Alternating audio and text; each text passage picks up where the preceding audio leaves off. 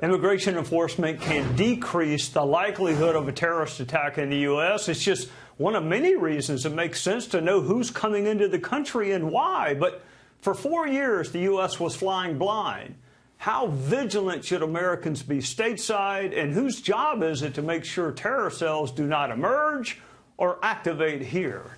We're joined by former Secretary of Homeland Security Chad Wolf and former undercover CIA officer and Congressman Will Hurd. Welcome to you both, gentlemen. Mr. Secretary, what should Americans expect in the days and weeks to come? What are DHS and the Bureau looking for stateside in terms of something nefarious happening here? Well, sure. Look, the Department of Homeland Security, along with FBI and the intelligence agencies, are looking for any credible threats, any credible information that says something is going to occur here in the homeland. Absent that, and DHS has just issued an advisory today saying there is no credible information or threat, but we need to be aware that Iran can obviously strike back. I think the most logical aspect for them to do that is in a cybersecurity attack of some kind. It seems to be not as direct. They often hide behind different threat actors in doing that. And we saw this in 2020 with the death of General Soleimani. So I think that's probably the most logical. There are cells here in the United States, such as Hezbollah and others, that they certainly could activate. I think that's going to be a little bit more aggressive. If they want to de-escalate, then you're likely to see some type of cyber attack. Will, I want you to put on your CIA hat for a second, even though we served together, and it's wonderful to see you again.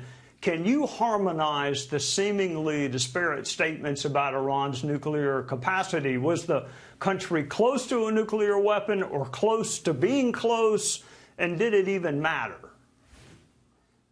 Trey, my mother-in-law always reminds me that the Iranian government has been trying to kill or kidnap Americans since 1979. They've killed over 1,000 Americans in that time. In the last 2 years, they've conducted over 200 attacks on ships in and around the Hormuz Straits. They've attacked hundreds of times our forces in the Middle East. Whether the Iranian government was 1 day, 1 week, 1 year away from having weapons, they have been trying to pursue this for decades. And we took the opportunity to strike when their skies were wide open. We prevented putting a dangerous weapon into a dangerous regime. Now we have to be prepared, not only as Chad was explaining about people in the United States. We got to be worried about, do the Iranians try to do something like use drones to attack America, use cruise missiles to attack America? We need to make sure that we have a multi-layered defense. It's not just a Golden Dome, singular Golden Domes, in order to protect our population. We need to be using the latest and greatest technology like coherent distributed networking that makes things work together like as if they have one brain. This is the kinds of conversations that we need to be having in Washington to make sure that we're prepared. All right, Chad, immigration is multifactorial. It's rule of law, it's national security, it's also border security. Do we have any idea, really any idea, who crossed the border and with what intentions during the Biden administration? I know Mike gave us some statistics about the number of Iranian nationals, but I mean, how close to being accurate do you think that is, given the fact that we were sort of flying blind for 4 years? Yeah, look, the stark reality, Trey, is that we know very little about who crossed that border. The numbers that were shown, obviously, are the ones that we apprehended, right?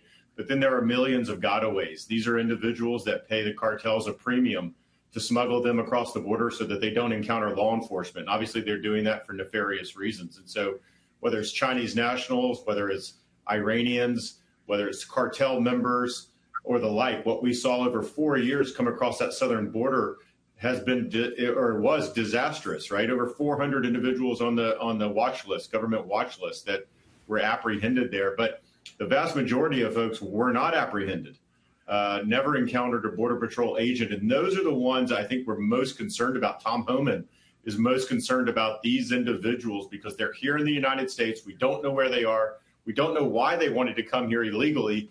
And we don't know what their plans are. It's very, very difficult. Once they're here in the United States, it's very difficult to locate them and understand what they're doing. That's why it's really, really important to stop them or vet them, and then make sure that you understand who's coming into the country. Will, before I let you go, I want to pick on your CIA expertise once again. There's talk about getting Iran back to the bargaining table, but in the same breath, sort of to quote your mother-in-law, Iran cannot be trusted. So if you look at the timeline from when the Shah was deposed, Iran has been targeting the U.S. for decades. So why go back to the bargaining table with a partner you can't trust? Look, it's hard, and here's the reality. They're more interested. And we got to be clear. It's the Iranian government, not the Iranian people. The Iranian government is more interested in protecting uranium than protecting their own citizens. And the fact that they're never going to come to the table because they're going to lose their control and their power, and they feel like they're ultimately capitulating to the West.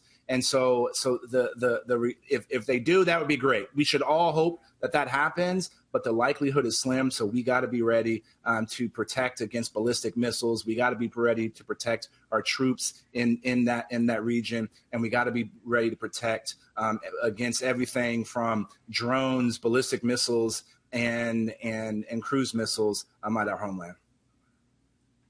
Chad and Will, thank you for your service to our country and for loaning it to us on a Sunday night. Hope to see you both soon. Great. Thank you.